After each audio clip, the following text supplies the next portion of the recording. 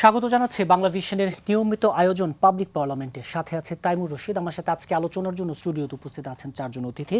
আমার হাতে ডানে আছেন নিরাপত্তা ও রাজনীতি বিশ্লেষক অবসরপ্রাপ্ত কর্নেল এম এ হক, আছেন জি9-এর সাধারণ সম্পাদক ডাক্তার সাখাওয়াত হোসেন শান্ত, আমার হাতের বামে আছেন ঢাকা বিশ্ববিদ্যালয়ের অধ্যাপক ডক্টর আসিফ শাহান, আছেন এনসিপির যুগ্ম সদস্য সচিব আলাউদ্দিন মোহাম্মদ। আপনাদের চারজনকে স্টুডিওতে স্বাগত জানাচ্ছি। দর্শক, পাবলিক পার্লামেন্টের আজকের বিষয় সেফ এক্সিট কতটা প্রাসঙ্গিক। স্টুডিও আলোচনা শুরু করব নিরাপত্তা ও রাজনীতি বিশ্লেষক কর্নেল অবসরপ্রাপ্ত এম এ হক। কথা বলছিলাম গুমের মামলায় আন্তর্জাতিক অপরাধ ট্রাইব্যুনাল থেকে পরোয়ানা জারির পরে নিয়ে তুমুল আলোচনা সমালোচনার মুখে আজকে আমরা দেখলাম সেনা সদর থেকে নিজেদের অবস্থান ব্যাখ্যা করা হয়েছে, পরিষ্কার করা হয়েছে। প্রশ্নটা এভাবে রাখতে চাই, এই যে নানা আলোচনা সমালোচনা, এরকম দাবি আছে গুম খুনে জড়িতরা যেন সেফ এক্সিট না পায়, আজকের যে ব্যাখ্যা একজন সাবেক সেনা কর্মকর্তা হিসেবে ব্যাখ্যাকে আপনি কিভাবে দেখছেন? ধন্যবাদ তাইমুর, আপনাকে আমাকে আমন্ত্রণ জানানোর জন্য। খুবই প্রাসঙ্গিক এবং গুরুত্বপূর্ণ বিষয় নিয়ে আপনি আলোচনা শুরু করেছেন। আমি শুরুতেই একটা কবিতার একটা পংক্তি দিয়ে শুরু করি। God and soldiers all men adore in times of danger not before, once things are righted God is forgotten and poor soldiers are slighted. Okay, এটা আমি বলিনি, আমার কবিতা নয়, এটা আমার নামটা মনে নেই, বাট এটা বিশ্ববিখ্যাত পংক্তি একটা। দেখুন, পৃথিবীতে সবচেয়ে ডেঞ্জারাস একটা চাকরি হলো সামরিক বাহিনীতে চাকরি করা। One of the oldest profession in the world, right? এটা যেমন ধারালো ছুরির উপর দাঁড়িয়ে থাকা। বাংলাদেশে, আমি অন্য দেশে না গেলাম, এই মুহূর্তে যদি আইনের শাসনের কথা বলেন, এটা সেনাবাহিনীতে আছে। সেনাবাহিনীর কোনো সদস্যের কোনো উপায় নাই কোনো একটা অপরাধ করে সেটা থেকে বেঁচে যাওয়া। এই মুহূর্তে যদি জেলখানা খোঁজ নেন, সরকারি চাকরিজীবীদের মধ্যে সামরিক বাহিনীর সদস্য সবচেয়ে বেশি জেলখানায়। কেন জানেন? আমরা কতগুলো আইন ফলো করি সামরিক বাহিনীর ডিসিপ্লিন রক্ষা করার জন্য। একটা হলো MBML, manual of Bangladesh military law. এই বইটার উপরে দক্ষতা অর্জন না করা পর্যন্ত কাউকে মেজর করা হয় না, ক্যাপ্টেন থেকে মেজর করা হয় না। কেননা মেজর থেকে তারা বিভিন্ন কমান্ডে থাকেন। এই আইন এমন একটা আইন, একটা সোলজার যদি একটা ছোটোখাটো জিনিস আত্মসাৎ করে, সে ধরা পড়ে যাবে ছাঁকনির মধ্য দিয়ে। একটা ব্যাটালিয়ান লেভেলে ধরা পড়ে, শাস্তি দেন কমান্ডিং অফিসার, অধিনায়ক। উনি কাল বিলম্ব না করে অ্যারেস্ট করা হয় এবং সামরিক বাহিনীর ডিসিপ্লিন রক্ষার্থে তার বিরুদ্ধে অ্যাকশন নেওয়া হয়। কোনো অফিসারও যদি ব্যাটালিয়ানের করে, সেটাও সিওর দেখার দায়িত্ব। এভাবে ছাকনির মতো সেনাপ্রধান পর্যন্ত প্রত্যেকটা লোকই জবাবদিহিতার আওতায়। এখন বলেন তাহলে অপরাধ হলো কেন, তারা ধরা পড়লো না কেন? এই যে মানে একজন তো পুরোই, জি, সেটা বলছে। এরা সবাই ছিল পৃথিবীর ইতিহাসে নিকৃষ্টতম এক ফ্যাসিস্ট সরকার। ভারতের সরাসরি তত্ত্বাবধানে পরিচালিত হাসিনা এই সেনাবাহিনীকে ধ্বংস করার জন্য যত ধরনের পরিকল্পনা ছিল সবই বাস্তবায়ন করেছে। তার শুরুটাই আগের টার্মে সে পরিকল্পনাগুলো শুরু করেছিল ইন্ডিয়ার মাধ্যমে, প্রথম টার্মে পারেনি। সেকেন্ড টার্মে এসেই ক্ষমতায় বসার সাথে সাথে 58 জন অফিসারকে দিনে দুপুরে 25 এবং 26শে ফেব্রুয়ারি নির্মমভাবে হত্যা করেছে। কেন করেছে জানেন? সে মনে করে এই সেনাবাহিনী দরকার নাই এই দেশের। এবং 1975 সালে, আজকে তো আমরা এখানে বসে আছি খুব সুন্দর স্টুডিওতে, সেই 75 সালের 15ই আগস্টের পট পরিবর্তন না হলে আজকে আমরা এখানে বসতে পারতাম না, হয়তো it would be part of India. সেই সূর্য সন্তানদেরকে এই দেশের মানুষই ফাঁসি দিয়েছে। ওই যে আমি বলেছি, যখন ইন্নালিল্লাহ পড়ার কোনো লোক ছিল না দেশে, সেই সূর্য সন্তানরা যখন মুক্ত করলো দেশকে, তাদের প্রয়োজন ফুরিয়ে গেল, তাদেরকে আপনারা ফাঁসিতে ঝুলালেন, জানি না? ঠিক একইভাবে এখানে এই হাসিনা 58 জন অফিসারকে হত্যা করেছে। সেই হত্যাকারীদের বিচারের জন্য এখন পর্যন্ত পূর্ণাঙ্গভাবে সরকারি করতে পারেনি। এখন পালিয়ে যাওয়া। দেখুন, আর্মির তত্ত্বাবধানে যারা থাকে, it is the army's responsibility to secure them and arrest them. ওকে, এখন কিছু কিছু ক্ষেত্রে সব জায়গায় তো এমন একটা পরিস্থিতি বিরাজ করছে দেশে এবং করছে ছিল 5ই আগস্টের পরে 5ই আগস্ট থেকে একেবারে সেই সময়টার কথা যদি একবার যান, ওই সময় যদি আপনি নিজেকে প্রবেশ করান। এই জায়গা থেকে আবার একটু পরে আপনার কাছে আলোচনায় আসবো। ঢাকা বিশ্ববিদ্যালয়ের অধ্যাপক ডক্টর আসিফ শাহান, এই যে জাতির সূর্য সন্তানদের এক ধরনের বিশাল প্রশ্নের মুখোমুখি করা হলো 5 আগস্টের পরে এবং তাদের পূর্ববর্তী যে ভূমিকা, সেই জায়গায় দাঁড়িয়ে আজকে সেনা সদরের যে ব্যাখ্যা, আপনি কিভাবে দেখেন? না, আমি তো মনে করি না হচ্ছে গিয়ে সেনাবাহিনীর ভূমিকাকে প্রশ্নবিদ্ধের কোনো জায়গায় দাঁড় করানো হয়েছে। আর এইখানে যে জিনিসটা খুব পরিষ্কার যে আমরা গত 15-16 বছরে যে ঘটনাটা দেখেছি, এইখানে খুব স্পষ্টভাবে যে বিভিন্ন ইনস্টিটিউশনগুলো যেরকম পলিটিসাইজেশনের মধ্যে দিয়ে গেছে, বিভিন্ন প্রতিষ্ঠানগুলোকে যেভাবে ক্যাপচার করা হয়েছে, তারই একটা প্রক্রিয়া সেনাবাহিনীতেও চলেছে। এবং এসেনশিয়ালি যেটা হয়েছে যে আপনি এই ক্যাপচার যেটা করেছেন, সেই ক্যাপচার্ড ইনস্টিটিউশনগুলোকে আপনি ইউজ করেছেন ভয়েস অফ ডিসেন্টগুলোকে কমানোর জন্য, ধ্বংস করবার জন্য, এই ধরনের কাজগুলো করার জন্য। সো এই যে ঘটনাগুলোর সাথে যারা জড়িত ছিলেন, আই ডোন্ট নেসেসারিলি থিঙ্ক যে তারা মানে সেনাবাহিনীর যেই ইমেজ বা সেনাবাহিনীর যে ইনস্টিটিউশনাল যে ব্যাপারটা আছে, আমার মনে হয় না এটাকে তারা রিফ্লেক্ট করেন। So as a result of that যারা এটার সাথে জড়িত ছিলেন তাদেরকে বিচারের আওতায় নিয়ে আসা এবং তাদেরকে মানে সেনা সদরের হেফাজতে নিয়ে আসা, আমার তো মনে হয় সেটা হচ্ছে আর্মির যে ইনস্টিটিউশনাল প্রাইড বা যে ইনস্টিটিউশনাল ইন্টিগ্রিটি, সেটা রিস্টোরের একটা পদক্ষেপ। সেটাকে তো আমার মনে হয় না যে কোনো ধরনের প্রশ্নের মধ্যে ফেলা আছে, বরং যেটা খুব গুরুত্বপূর্ণ, আপনি যদি সেনা সদরের সেটা বক্তব্যটা দেখেন, তাহলে সেই বক্তব্যে কিন্তু খুব স্পষ্টভাবে সেনাবাহিনীর যে অবস্থান বিচারের পক্ষে, সেই জিনিসটাকে ফুটিয়ে তোলা হয়েছে, সেই জিনিসটাকে হাইলাইট করা হয়েছে। এবং যেই শঙ্কার আমরা বিভিন্ন ধরনের কনস্পিরেসিতে সবসময় চলছে, সেটার আমার ধারণা একটা এন্ড এখানে আনা হয়েছে যে এইখানে প্রকৃত অর্থ হচ্ছে গিয়ে এই ব্যবস্থাটা করা হয়েছে। সংকারী জায়গাগুলোটা আবার পরে আবার সাথে আপনার কাছে বিস্তারিত আলোচনা শুনবো। ডাক্তার স্বাগত হোসেন শান্ত, যে 5 আগস্টের পর থেকে সেনাবাহিনীকে নানা গুঞ্জন, নানা অপপ্রচারও যদি বলি, আজকেও এক ধরনের বক্তব্য আছে, একটু আগে প্রেস সচিব পরিষ্কার করেছেন যে আর কোনো সামরিক কর্মকর্তাকে বিচারের আওতায় আনা হচ্ছে না, যে পুরো সেনাবাহিনীকে এক ধরনের প্রশ্নবিদ্ধ করার যে অপচেষ্টা এবং আজকের ব্যাখ্যা। সেনাবাহিনীকে প্রশ্নবিদ্ধ করার অপচেষ্টা তারাই করছে যারা এই পরিবর্তিত বাংলাদেশ মেনে নিতে পারে না। তারা সেনাবাহিনীকে এইরকমভাবে প্রশ্নবিদ্ধ করে তাদের মধ্যে ভ্রান্ত ধারণার জন্ম দিয়ে, উস্কানি দিয়ে অন্য একটা পরিস্থিতি তৈরি করতে চায়। এর বাইরে যারা বাংলাদেশপন্থী, যারা বাংলাদেশের পক্ষের মানুষ, সে সিভিলিয়ানরাও এই প্রক্রিয়ার মধ্যে নেই। আর সেনাবাহিনীর মধ্যেও যারা বাংলাদেশপন্থী, বাংলাদেশকে ভালোবাসে এবং কোনো কনস্পিরেসিতে যুক্ত নয়, বা 16 বছরের হাসিনার পেইড এজেন্টের মতো হাসিনার প্রোডাকশন না, ওই গুটি কয়েক সেনাবাহিনীর সদস্য বাদে বাকি সবাই কিন্তু এই প্রোপাগান্ডার বাইরে। এইখানে বরং দেখেন, সেনাবাহিনীকে বরং আমি ধন্যবাদ জানাই যে তার ওয়ান স্টেপ অ্যাহেড। 32 জন যাদের বিরুদ্ধে গ্রেফতারি পরোয়ানা জারি হয়েছে, এর মধ্যে সব মিলিয়ে এর মধ্যে সামরিক বাহিনীর ইন সার্ভিস হচ্ছে 16 জন। সেই 16 জনের মধ্যে একজনকে খুঁজে পাওয়া যাচ্ছে না, কিন্তু 15 জনকে হেফাজতে নিয়েছে সেনাবাহিনী। আর স্বরাষ্ট্র মন্ত্রণালয়ের অধীনে হচ্ছে গ্রেফতার করার দায়িত্ব হচ্ছে যারা তাদেরকে, এমনকি ডিজিএফ এর যে 5 জন মহাপরিচালক যারা অবসরে গেছেন, তাদের গ্রেফতারের দায়িত্ব কিন্তু পুলিশের এবং স্বরাষ্ট্র মন্ত্রণালয়ের দায়িত্বে। তারা কি করছে? তারা কি একজনকে এর মধ্যে গ্রেফতার করে দেখাতে পেরেছে তাদের দায়িত্বের যে দ্রুততা, যেই পদক্ষেপ, সেটা? বরং সেনাবাহিনীতে অনেক এগিয়ে আছে। তাদেরকে উস্কানি দিয়ে, প্রশ্নবিদ্ধ করে ভিন্ন খাতে প্রবাহিত করবার চেষ্টা একটা গোষ্ঠী করছে। আমরা যেন সেই ফাঁদে পা না দিই। এবং সেনাবাহিনীর যারা এখন চালিকা শক্তি, তারা যেন আইনের শাসনের প্রতি শ্রদ্ধা রেখে, সেনাবাহিনীর নিজস্ব আইনের প্রতি, বিধানের প্রতি শ্রদ্ধা রেখে দেশের স্বার্থে ভবিষ্যতে কেউ আর এরকম গুম খুন করবার মতো সাহস কোনো আমলে কারো নির্দেশে কেউ না পায়, সেই জন্য এই গুম খুনের মতো অত্যন্ত নিকৃষ্টতম জঘন্য অপরাধের শাস্তি হবে। এই বিষয়ে যেন সেনাবাহিনীও একমত থাকে। জি, আবার আপনার কাছে আসবো। এনসিপি যুগ্ম সদস্য সচিব আলাউদ্দিন মোহাম্মদ, আপনাদের নাহিদ ইসলাম বলেছিলেন যে মানবতা বিরোধী অপরাধে যুক্ত সেনা সদস্যদের বিচার যেন অবশ্যই হয়। এই বাস্তবতায় এই আলোচনার প্রেক্ষিতে তো সেনা সদরের আজকের যেই অবস্থান, আপনারা কি মনে করছেন আজকের ব্রিফিংয়ের পরে? ধন্যবাদ।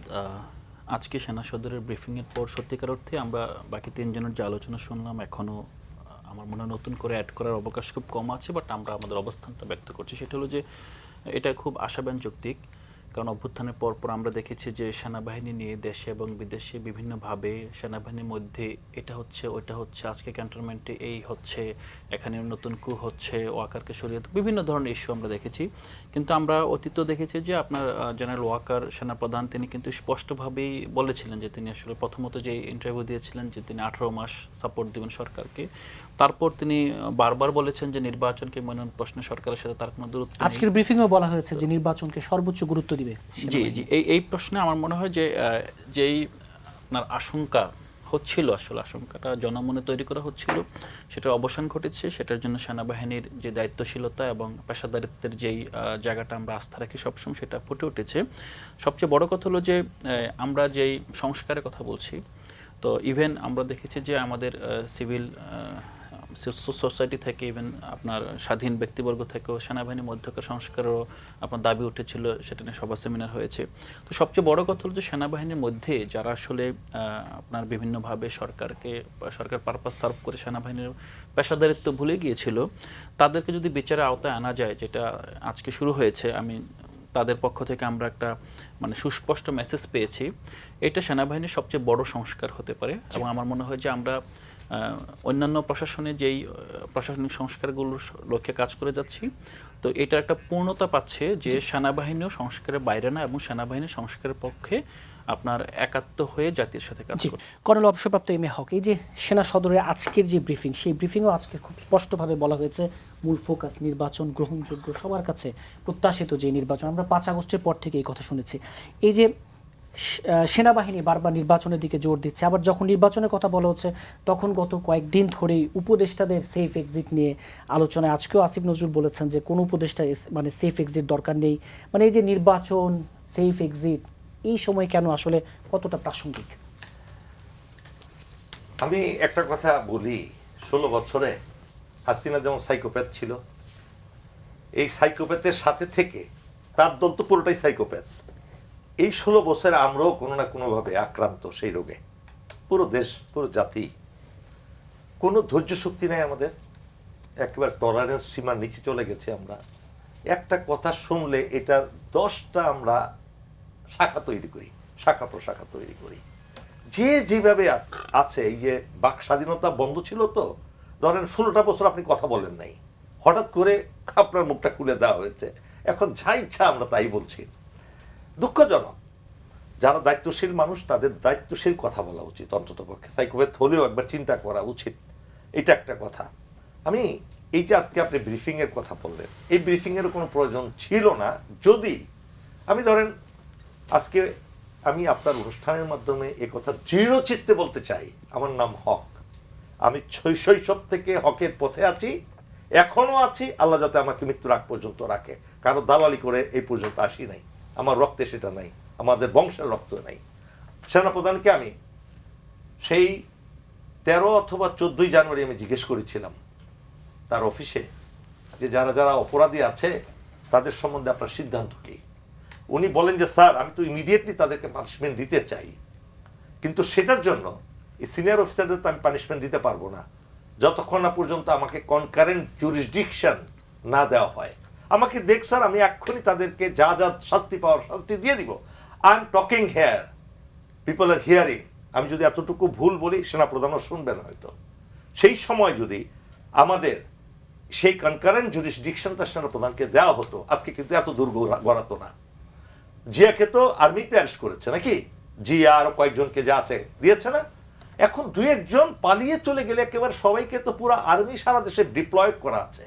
আপনি বলুন, এই যে আর্মির মোরালকে নিয়ে খেলাধুলা করছে ইন্ডিয়া, কেননা তারা জানে শত্রু চিনে। ইন্ডিয়া এই মোরালটাকে ডাউন করতে পারলে আর্মির, this army will be vanish, I tell you, it will no longer be army. মোরালের উপর টিকে থাকে, moral is the only value.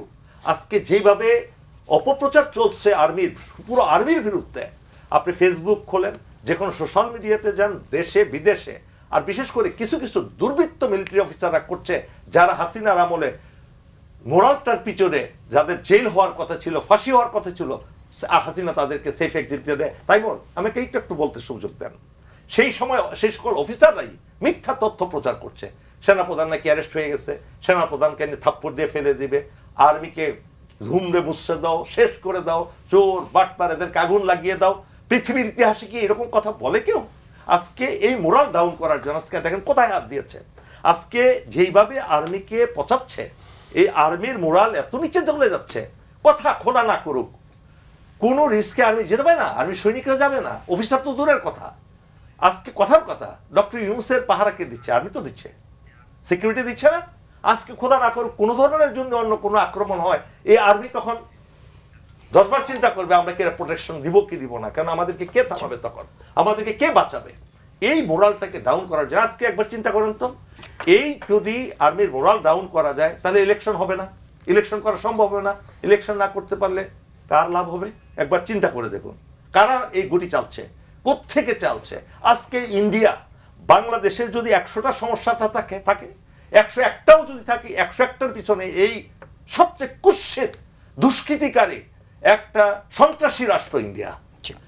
তারাই প্রত্যেকটা জায়গায় আঙুল লাগাচ্ছে এবং তাদের অসংখ্য দালাল আছে বাংলাদেশে, সমস্ত লেভেলে দালাল আছে, একদম পিয়ন থেকে শুরু করে টপ লেভেল পর্যন্ত এমন কোনো জায়গা নাই তারা এই 16 বছরের দালাল তৈরি করে নাই। আর সেই দালালরাই দেশের মানুষকে অশান্তিতে রাখার জন্য, দেশের পরিস্থিতিকে ঘোলাটে করার জন্য, অস্থিতিশীল করার জন্য, যাতে নির্বাচন না হয় এবং ইউনূস সরকার ব্যর্থ হয় এবং সেনাবাহিনী ব্যর্থ হয়, সেই কাজটাই তারা করে দেন। জি, আবার আপনার কাছে আসবো। অধ্যাপক ডক্টর আসিফ শান, এই যে সশস্ত্র বাহিনীর বা সেনাবাহিনী যেভাবে বলি মোরাল ডাউন করার চেষ্টা, এবং এটার যে আলটিমেটলি একটা চরম নেতিবাচক প্রভাব নির্বাচনে পড়ার শঙ্কা, আর উপদেষ্টাদের সেফ এক্সিটের কথা তো আলোচনায় আছে। সো প্রশ্নটা কি, মানে এই ব্যাপারে আমার মতামত কি এই যে কর্নেল এম এ হক বলছিলেন যে পুরোটার পিছনে যে এক ধরনের মোরাল, আর্মির মোরাল ডাউন করার চেষ্টার মাধ্যমে পুরো জিনিসটাকে একটু অস্থির করে, এবং যেটা আলটিমেট নেতিবাচক প্রভাব নির্বাচনে পড়বে, সেই জায়গায় তাহলে আমাদের রাজনৈতিক দলগুলোর তো এক ধরনের গুরুত্বপূর্ণ ভূমিকা, আমাদের গণমাধ্যম এবং সব পক্ষের। হ্যাঁ, সেটা তো নিঃসন্দেহে, সে ব্যাপারে তো কোনো প্রশ্ন নেই, সেই ভূমিকা তো হচ্ছে গিয়ে থাকতেই হবে।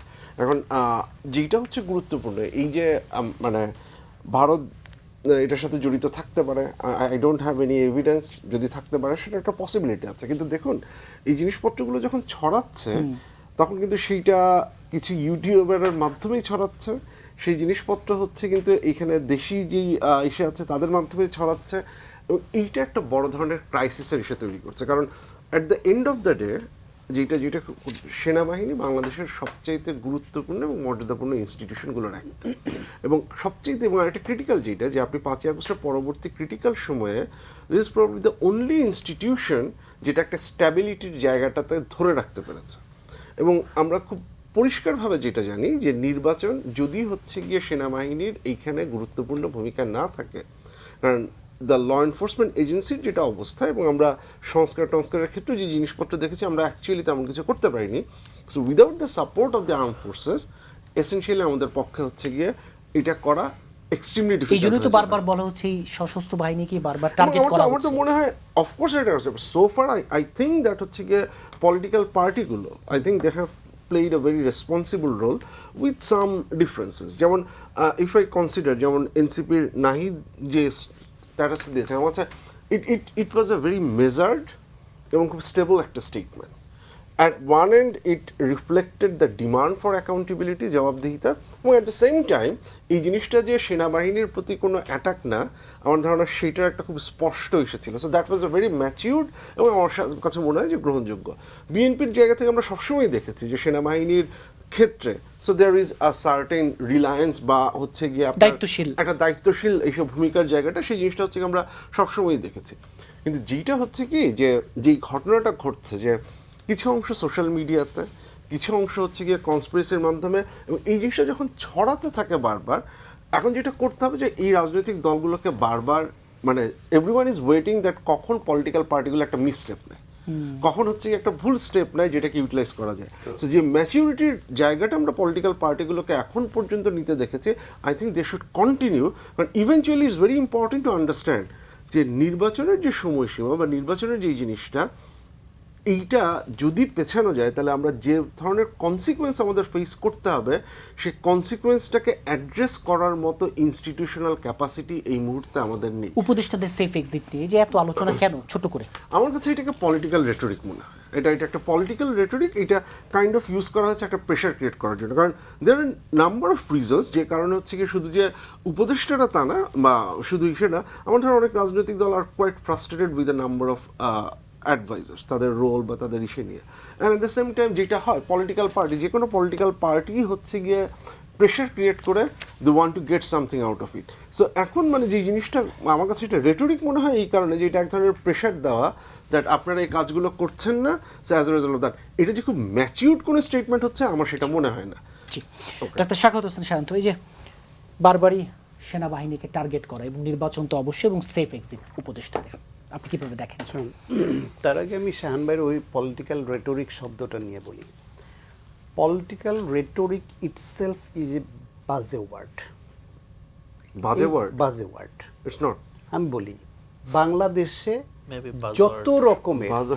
যত রকমের পলিটিশিয়ানরা বাজে কথা বলে, অসংলগ্ন কথা বলে এবং যার কোনো ভিত্তি থাকে না এরকম কথা বলে, এক পর্যায়ে তারা ধরা খায়। ধরা খাওয়ার পরে তাদেরকে জাস্টিফাই করবার জন্য স্ট্রিক্ট এই শব্দটাই ব্যবহার করা হয়। এটা সিরিয়াস কিছু, it's a political rhetoric. Political rhetoric মানেই হচ্ছে একটা অসংলগ্ন ভিত্তিহীন একটা কথা বলা হবে, মাঠে ছাড়া হবে, যার আসলে কোনো ভিত্তি নেই। বাংলাদেশের সেফ এক্সিট জিনিসটা এরকম আলোচনায় আসতো না যদি নাহিদ না বলতো যে উপদেষ্টাদের কেউ কেউ সেফ এক্সিট নেওয়ার জন্য রেডি, অলরেডি কিছু দলের সাথে লিয়াজও করে ফেলছে। তারপরে যদি সার্জিস না বলতো যে মৃত্যু ছাড়া এদের কিছু উপদেষ্টার সেফ এক্সিট, মৃত্যু ছাড়া কোনো সেফ এক্সিট নাই, এই কথা যদি না বলতো, এরপর আবার সেখানে রেসপন্ড করলো আবার উপদেষ্টারা, তারা আবার বলল এই নাম নাহিদকেই দিতে হবে তালিকায় কারা সেফ এক্সিট চায়। আবার মানে অন্য উপদেষ্টারও এইসব নিয়ে কথা বলা শুরু করলেন। ফলে এই যে সেফ এক্সিট যে সুরটা উঠলো, এটা একটা অপ্রয়োজনীয় বিতর্ক তুলে দেওয়া হলো। আর সেনাবাহিনীর ব্যাপারে যেটা, সেনাবাহিনী তো এই দেশের আলো বাতাসের মানুষ, একেবারে ধুধে ধোয়া তুলসী পাতা না, আবার একেবারে নষ্ট হয়ে যাও না। সময়ের সঙ্গে তারা ভালো ভূমিকা নেয়, সময়ের সঙ্গে আবার নষ্ট হয়। 16 বছর হাসিনার প্রভাবে এরা খুব ভালো ভূমিকা নিতে পেরেছে, এরকম নজির কম আছে। আজিজের মতো মানুষ, জেনারেল আজিজের মতো মানুষ যে বাহিনীতে সেনা প্রধান হয়, সেই সেনা বাহিনীর নৈতিক অবস্থান এবং অন্যদের এজেন্ট হয়ে ঢোকার প্রবণতা কতখানি বেড়েছিল সেটা তো আমরা বুঝতে পারি।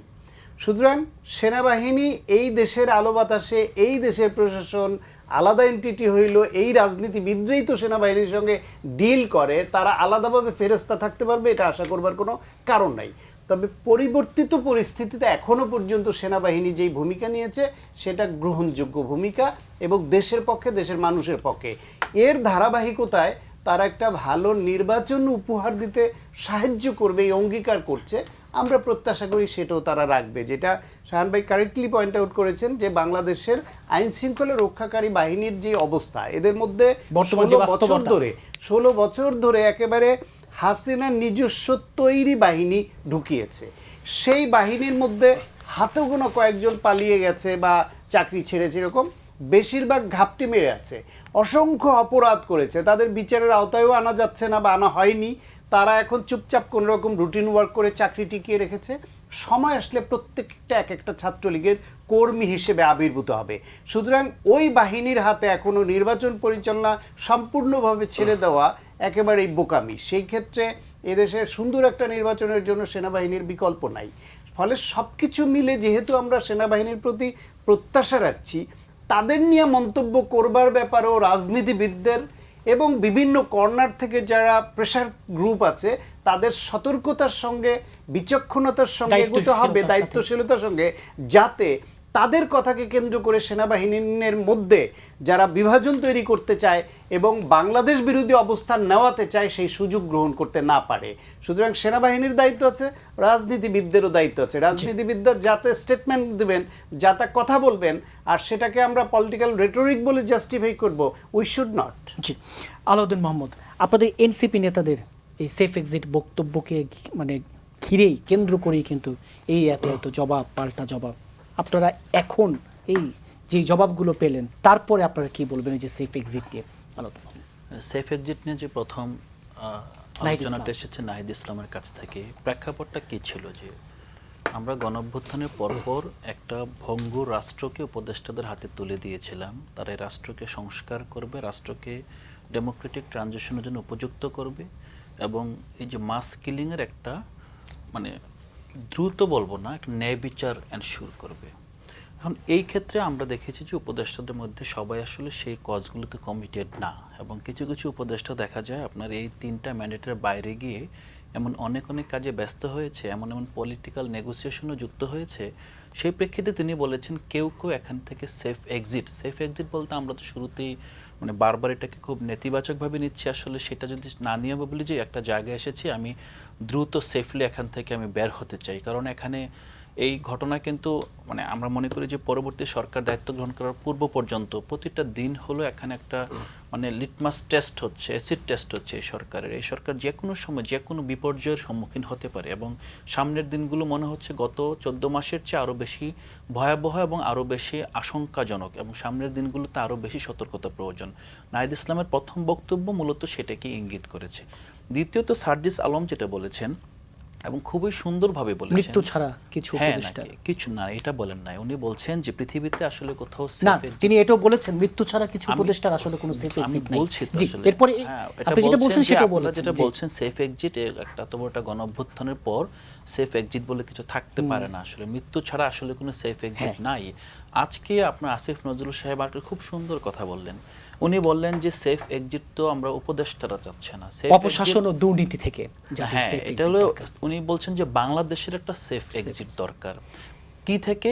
আমরা যে গত আপনার ফেসিবাদের রিজিম এবং এর পূর্ববর্তী যে রিজিমগুলো, সেখানকার যে হত্যাকাণ্ড, লুণ্ঠন, দেশের সম্পদ পাচার, সেগুলো থেকে একটা সেফ এক্সিট প্রয়োজন। আমার মনে হয়েছে সেফ এক্সিট এই যে যেটা জ্ঞানের খুব আদি শাখা রেটরিক, যেটা প্রফেসর শাহান খুব সুন্দরভাবে বললেন, তো এই রেটরিক থেকে একটা ভালো কমিটমেন্ট বের হয়ে আসছে যে we are not actually like looking after safe exit, rather আমরা সবাইকে, পুরো বাংলাদেশকে এই যে মৃত্যুকূপ ছিল, এই যে একটা দুরবস্থা ছিল, এটা কোনো অপশাসনের জায়গা থেকে বের করে নিয়ে আসতে যাচ্ছে। তো সেই জায়গাটা আমার মনে হয় যে পলিটিক্যাল রেটরিক যে মাঝে মাঝে খুব ভালো কিছু বয়ে নিয়ে আসে, এটার মাধ্যমে প্রুভড হয়েছে। আর একটা বিষয় হলো যে আপনি মনে হয় সম্পূরক যে প্রশ্নটা বাকি ধরে করেছেন যে আর্মি এবং নির্বাচন নিয়ে, আমার মনে হয় যে এই নির্বাচনে শুধুমাত্র আর্মি নয়, এই নির্বাচনে আপনি যদি দেখেন 5 থেকে 8 অগাস্ট বাংলাদেশকে স্টেবল করার ক্ষেত্রে যেই তরুণ স্কুল শিক্ষার্থীরা ভূমিকা রেখেছিল, তাদেরও নির্বাচন একটা ভূমিকা থাকা উচিত। তাদেরকে আপনি পর্যবেক্ষক কিংবা যে কোনোভাবে আপনার এখন সময় আছে ভলান্টিয়ারের মতো ক্রিয়েট করে, বিকজ আমরা কিন্তু এখন পর্যন্ত দেখি বাংলাদেশের আপনার নিরাপদ সড়ক আন্দোলন থেকে এই যে 24-এর তরুণদের যে ভূমিকা সব সময়, তরুণ বলতে আমি তরুণদের অনেকে রাজনীতি করছে, আমি সেই তরুণদের আমি এখানে কনফ্লিক্ট অফ ইন্টারেস্টের কারণে বাদ রেখেও বলতে চাই, স্কুলের যে ইনোসেন্ট তরুণ তরুণীরা আছে, আমরা কিন্তু এই নির্বাচনকে তাদের পর্যবেক্ষণ, শিক্ষার্থী এবং তাদেরকে শিক্ষানবিশ পর্যবেক্ষণের সুযোগ দিলে এবং তাদেরকে সেভাবে ট্রেন করালে আমার মনে হয় যে শুধু নির্বাচনটা আমরা যেটা উৎসবমুখর নির্বাচন, কেউ নিজের সন্তানের সামনে মারামারি করতে যায় না। যারা যাবে আসলে তাদেরকে জাতির সামনে আরেকটা করা পরীক্ষার মধ্যে দিতে হবে। নির্বাচনে কিন্তু আমরা বারবার দেখেছি কিছু কিছু পক্ষ ভয়াবহ পরিস্থিতি তৈরি করে একটা সময়ের পরে ভোট যাতে মানে কাস্টিং কম হয় সেই ব্যবস্থাটাও কিন্তু করে রাখে। আমার মনে হয় সেইটাও সরকার ভেবে দেখতে পারে, যেহেতু আর্মির প্রশ্নটা আসছে, কারণ বাংলাদেশে না পৃথিবীর সব দেশেই আপনার শিশুদের উপর, তরুণদের উপর আস্থা রেখে কোনো জাতি প্রতারিত হয়েছে এরকম কোনো নজির নেই। এবং বাংলাদেশের 24-এর গণঅভ্যুত্থানের সেই স্মৃতির প্রতি শ্রদ্ধা রেখে গণঅভ্যুত্থানে তাদের যে 3 দিনের যেই নৈরাষ্ট্রিক কাঠামোর ভিতর রাষ্ট্রকে স্টেবল করে অধ্যাপক ইউনূসের হাতে রাষ্ট্র ক্ষমতা অর্পণ করার আগ পর্যন্ত তাদের যে ভূমিকা, সেটার কথা স্মরণ রেখে তাদেরকে নির্বাচনে এঙ্গেজ করা যায়। কর্নেল অবসরপ্রাপ্ত এম এ হক, এই যে ঘুরে ফিরে বারবারই জাতীয় পার্টি আলোচনা আসছে, আজকে পুলিশের বাধায় কাকরাইলে জাতীয় পার্টি সমাবেশ ভণ্ডুল, এই যে জাতীয় পার্টি নিষিদ্ধের তো দাবিতে মানে রাজপথে আছে, মানে জাতীয় পার্টিকে কি কোনো একটা বিশেষ কারণে বারবার আলোচনায় আনা হচ্ছে কিনা? জাতীয় পার্টি নিজেদের যে আমরা কিন্তু সব নির্বাচনের আগে জাতীয় পার্টিকে নিয়ে এক ধরনের কেমন জানি বিচিত্র খেলাই দেখি, যদি এভাবেই বলি। হ্যাঁ, এটার উত্তর দেওয়ার আগে একটা ছোট্ট আমি প্রফেসর আসিফ শাহানের একটা কথা আমি জাস্ট করছি। উনি বলছেন যে ইন্ডিয়া যে ষড়যন্ত্র করছে এটা কোনো প্রমাণ নেই। যদি প্রমাণ দেখতে চান, এই দেশের সবচেয়ে নিকৃষ্ট সরকারকে 16 বছর টিকিয়ে রাখলো তারা, আবার তাদেরকে আশ্রয় দিয়েছে। যদি এর চেয়ে বড় প্রমাণ আর কিছু চান, সেখানে বসে তাদের অফিস দেওয়া হয়েছে, তাদের সমস্ত কর্মকাণ্ড একজন সাধারণ একটা কাপড় পরা বাঙালিকে যেখানে গুলি করে মারা হয় একটা বর্ডার ক্রস করলে, আর তাদেরকে একেবারে জামাই আদরে শাহের মতো তাদেরকে রেখে দিয়ে সকল ষড়যন্ত্র পরিচালনা করছে, শান্তি বাহিনীকে উস্কিয়ে দিচ্ছে, ইউপিডিএফ কে উস্কিয়ে দিচ্ছে, অস্ত্র দিচ্ছে, ট্রেনিং দিচ্ছে। 14 সালে সুজাতা সিং এসে যখন এরশাদকে বাধ্য করলো যে তুমি ইলেকশনে না গেলে জামাত বিএনপি ক্ষমতা আসবে, তাহলে আর কি প্রমাণ? যাই হোক, আমার মনে হয়, আমি তর্কে যাব না, জাস্ট আপনার জন্য আমি একটু বললাম। জাতীয় পার্টি, সেটা জাতীয় পার্টিকে তো অনেক আগে নিষিদ্ধ করা উচিত ছিল আওয়ামী লীগের মতো। তারাই তো এই একটা স্বৈরাচার সরকারকে টিকিয়ে রেখেছিল। এই যে বললেন যে আমাদের ডক্টর সাহেব যে বললেন, এই তারা যে অপরাধের সাথে দেখেন অন্যায় যে করে আর অন্যায় যে সহে তব ঘৃণা তারে যেন তৃণসম্মত হয়, এই যে নীতি, একটা পলিসি, একটা প্রিন্সিপাল, পলিটিক্সের মধ্যে কিন্তু প্রিন্সিপাল থাকতে হবে, তো দেশপ্রেম থাকতে হবে তো অন্তত পক্ষে। আমরা তো বলি ব্যক্তির চেয়ে দল বড়, দলের চেয়ে দেশ বড়, কিন্তু এখন হয়ে গেছে ব্যক্তি সবার আগে, দলই সবার আগে, দেশ সবার আগে না। আমি যেহেতু সময় ছোট্ট, আপনি দেখুন তো 90% লোক খেটে খাওয়া মানুষ, যারা দরিদ্র সীমা যায়, খাবার পায় না ঠিক মতো, এই অভাবে আছে, তাদের নিয়ে কেউ কথা বলে না, এই অর্থনীতির কথা বলে না, তাদেরকে কিভাবে দারিদ্রতা দূর করবে সেই কথা কেউ বলে না। যা আজকে লক্ষ লক্ষ মামলায় জর্জরিত হয়ে গেছে, হাজার হাজার না লক্ষ লক্ষ ফ্যামিলি, সবকিছু বেচা বিক্রি হয়ে গেছে, সন্তানরা লেখাপড়া করতে পারছে না, খাওয়া দাওয়া পাচ্ছে না, মানবেতর জীবন যাপন করছে, তাদের সেই মামলা নিয়ে কেউ কথা বলছে না, বিচার বিভাগকে চাঙ্গা করার কথা কেউ বলছে না। আমরা কিছুটা খালি আর্মির বিরুদ্ধে নিয়ে বসে আছি। আর্মির বিরুদ্ধে জাতীয় পার্টির প্রসঙ্গে যদি জাতীয় পার্টিকে অনতিবিলম্বে তাদের সকল অনৈতিক কাজের জন্য আমি মনে করি নিষিদ্ধ করা উচিত, তাদের সমস্ত কার্যক্রম নিষিদ্ধ করা উচিত। এই জন্য জাতীয় পার্টিকে ভর করে সেই আবার আওয়ামী লীগ ফ্যাসিস্ট রূপে আবার আবির্ভূত হবে। জি, অধ্যাপক ডক্টর আসিফ সানি, যে জাতীয় পার্টির উপর ভর করে আবার আমি একটু দুইটা প্রশ্নের উত্তর দিয়ে নিই। যে প্রথম কথা, আমার মনে হয় আমরা যখন কোনো একটা কিছু বলি, I think we need to be very crystal clear, otherwise অনেক সময় কনফিউশন তৈরি করে এবং সেটা অনেক সময় অনেক বড় ধরনের ঝামেলা তৈরি করে। আই নেভার সেইড যে গত 15-16 বছরে আওয়ামী লীগের টিকে থাকা সেটার সাথে ইন্ডিয়ার কোনো সম্পর্ক নেই, এরকম কিছু আমি বলিনি। অ্যান্ড উনি যেটা বললেন যে that's a very good point, that ইন্ডিয়ার যে স্বার্থ এবং সুজাতা সিং বলছেন দ্যাটস আর এভিডেন্স, দ্যাট এভিডেন্সের উপরে বেস করে I am really happy to do that. I am an academic, so আমি যখন কোনো একটা কিছু বলবো, I don't necessarily rely only on circumstantial evidence. আমি যেটা বলেছি যে ইন্ডিয়ার ইন্টারেস্ট আছে, ইন্ডিয়া এটা করতে পারে, বাট ফর দ্যাট সোশ্যাল মিডিয়ার যে রোলটা আমরা দেখতে পাচ্ছি সেটা এখানে হিসেবে কাজ করছে। সো ওইটাকে যদি ইন্টারপ্রেট করা হয় এইভাবে যে আমি এটা বলেছি, সেটা অনেক বেশি কনফিউশন তৈরি করে এবং সেটা আমার মনে হয় না যে সেটা হচ্ছে গিয়ে ঠিক। জাতীয় পার্টি নিশ্চিত না, আমার কয়েকটা কোশ্চেন আনসার দিতে হবে।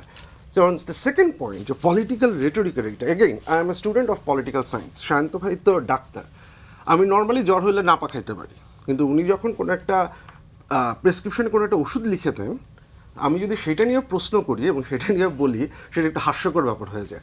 সিমিলারলি পলিটিক্যাল রেটোরিক পলিটিক্যাল সায়েন্সে খুব একটা স্পষ্ট একটা জিনিস, এটা জাস্টিফিকেশন না, এটা হচ্ছে একটা category of speech. For instance, বিএনপির কোনো নেতা যখন কাউকে ফকিন্নির পুত বলেন, দ্যাটস অলসো রেটোরিক। এটা মানে এইটা না যে রেটোরিক বলে আমি এটাকে জাস্টিফিকেশন করতেছি, এইটা হচ্ছে আমরা এটাকে পলিটিক্যাল সায়েন্সে আমরা স্পষ্ট টার্ম ইউজ করি, ন্যাস্টি পলিটিক্স। ইনসাল্টিংয়ের জন্য এটাকে ইউজ করা হয়, সেটা একটা আলাদা পারপাস আছে। আমি যখন রেটোরিক বলেছি, আমি বলেছি এটার একটা আলাদা পারপাস আছে, সেই পারপাসটা হচ্ছে প্রেশার ক্রিয়েট করা।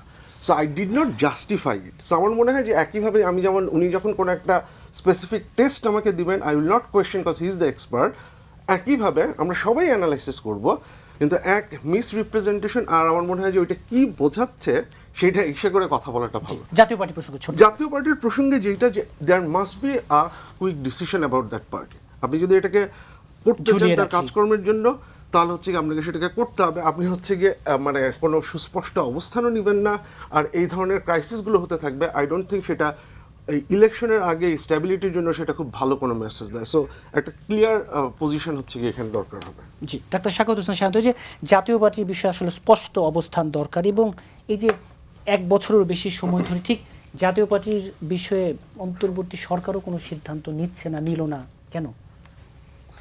আমিও শাহান ভাইয়ের মতো আপনার প্রশ্নের উত্তরে আগে সংক্ষেপে পলিটিক্যাল রেটোরিক নিয়ে বলি। পলিটিক্যাল রেটোরিক প্রয়োগ পজিটিভ হতে পারে, নেগেটিভলি হতে পারে, দুইভাবে হয়। মানুষের চিন্তা চেতনা, তার বিভিন্ন বিষয়কে ফ্লোকে প্রভাবিত করে।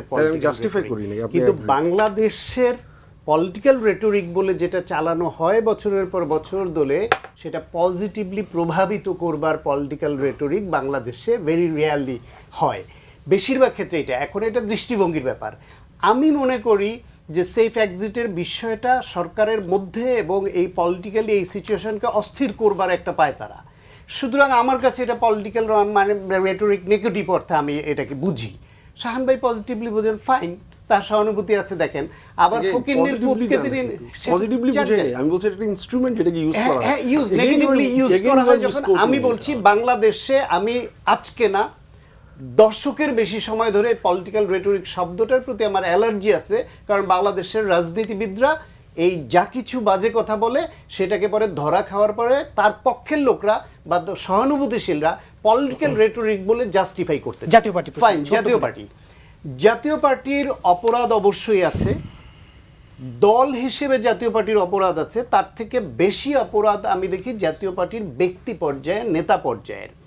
আমি কোথাও কোথাও জাতীয় পার্টির একটা পজিশন নিয়ে কথা বলি। 2024 সালের নির্বাচনের আগে তারা নির্বাচনে যাওয়া উচিত কি উচিত না, যাবে কিনা এই নিয়ে তারা একটা সম্মেলন রেখেছিল। সেই সমাবেশে সারা দেশ থেকে তাদের নেতৃবৃন্দ এসেছিল। যারা বক্তৃতা দিচ্ছে প্রত্যেকে বলেছে এই ফ্যাসিবাদের অধীনে এই নির্বাচনে যাওয়া উচিত নয়। গাজীপুরের একজন নেতা যাওয়ার পক্ষে মধ্যে তার উপর সবাই চড়াও হয়েছিল। পরে গঠনতন্ত্র মোতাবেক ওরা চেয়ারম্যানের হাতে দায়িত্ব দেয় যাবে কিনা সেই সিদ্ধান্ত নিতে। এখন একটা দলের, তারা বাংলাদেশি জাতীয়তাবাদের পক্ষের শক্তি, তাদের তৃণমূল ওন করে না এই ফ্যাসিবাদকে। কিছু নেতা যারা পার্টির ব্যক্তি, তারা পার্টিকে কুক্ষিগত করে মন্ত্রী হয়েছেন, এমপি হয়েছেন, সুবিধা গ্রহণ করেছেন। আপনি সেই নেতাদেরকে এতদিন পর্যন্ত আপনি বিচারের আওতায় আনতে পারলেন না। আপনি তৃণমূলের ওই নেতাদেরকে নিষিদ্ধ করে তাদের কোথায় ঠেলে দিবেন? তাদেরকে আপনি সামগ্রিকভাবে শত্রুর সংখ্যা কত বাড়াবেন, বিভাজনের পরিধি কত বড় করবেন, এগুলো রাজনৈতিক চিন্তার বিষয়। হুট করে সিদ্ধান্ত নেওয়াটা রাজনীতির জন্য বর্তমান পরিস্থিতির দেশের জন্য ভালো নয়। একটু ভাবেন। আলাউদ্দিন মোহাম্মদ, এই যে আপনাদেরও তো একটি দাবি আছে জাতীয় পার্টি নিষিদ্ধ, কিন্তু এই যে ব্যক্তির দায় পুরো দল এবং তৃণমূল যারা আছে এবং সবাইকে প্রতিপক্ষ বানানো, আলাউদ্দিন মোহাম্মদ। প্রথমত সবাইকে প্রতিপক্ষ বানানোর মধ্যে একটা ওয়ার ট্যাকটিক্সে জিতে যাওয়ার প্রবণতা আছে, তো সেটা এখানে গুরুত্ব পাবে বলে মনে হয় না। এখানে যেই বিষয়টা গুরুত্ব পাবে যে বাংলাদেশের কোনো রাজনৈতিক দল তার লয়্যালটি কোথায়। এটা যদি বাংলাদেশের স্বাধীনতা, বাংলাদেশের সার্বভৌমত্ব এবং বাংলাদেশের জনগণের প্রতি দায়বদ্ধ থাকে, তাহলে একটা দলের প্রেসিডেন্ট আপনার পার্শ্ববর্তী দেশ থেকে এসে সে কি আলাপ আলোচনা করেছে মিডিয়ার সামনে বলতে পারবে না বলে জবাব দিয়েছে। পাশাপাশি আমরা যদি গত 3টি নির্বাচনের জন্য আওয়ামী লীগকে দায়ী করি, তাহলে আওয়ামী লীগের বাইরে যদি একটা শক্তি, যে শক্তিটার কারণে আসলে 3টা নির্বাচন সম্ভব হয়েছিল, জাতীয় পার্টিকে কোনোভাবেই আমরা দায়মুক্ত করতে পারি না।